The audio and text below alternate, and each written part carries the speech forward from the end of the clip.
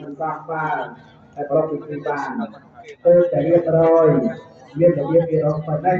คือการการโชว์รูมตรงแทนนกรองจงคารនឹងកម្លាំងការចាត់ប្រាជ្ញាស្មារតីជួយដល់ប្រទេសសាសនាពីវត្តពុទ្ធសាសនាទីមួយគឺយោនយុទ្ធពុទ្ធបរិស័ទទាំងអស់ច្រូចទឹកសម្រាប់វត្តពុទ្ធសាសនាអូនមកធ្វើបុណ្យមាឃបូជានៅវត្តគោតាចាអូននឹងអង្គុយចាំច្រូចទឹកជាពុទ្ធបរិស័ទហើយបានបុណ្យដល់ម៉ាក់មីកម្លាំងការចាត់ប្រាជ្ញាស្មារតីក្នុងដល់ចាំតាមទៅទ្រង់អវត្តទី2គឺដាក់កាត់ប្រងវត្តព្រះអង្គគ្រប់ព្រះអង្គជាព្រះមន្ត្រីសង្ឃរួមជាមួយយោអាយមទេសាចាមកមានស្ដីនៃចាវត្តពុទ្ធសាសនា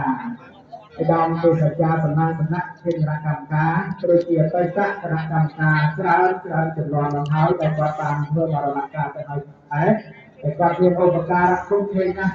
ជួយនៅក្នុងទីអារាមវត្តរបស់យើងនេះគឺបានរៀបរយមកប៉ុណ្ណាក៏ហើយកន្លងទៅថ្មីនេះយើងបានរៀបចំកសាងខ្លួនវត្តពុទ្ធសាសនារបស់យើងជុំទៅហ្នឹងនៅខាងកើតខាងលិចនោះមានប្រវែងចំនួន95ម៉ែត្រ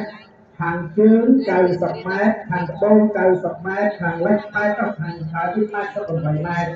ខាងថ្មីខាងកើត88ម៉ែត្រខាងត្បូងនិងខាងជើងប្រវែង90ម៉ែត្រកូនកូរ៉េចេះធ្វើបុណ្យណាកូនកូរ៉េកូនកូរ៉េមកធ្វើបុណ្យមាឃបូជាហើយចំនួន26000ផ្លាយ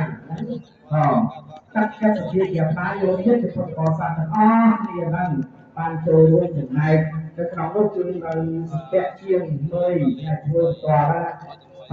5050ដុល្លារទៀតមកបន្ថែមខែដែលដោះគេហើយនៅបញ្ហាក៏សម្រាប់តទៀតប៉ុណ្ណឹង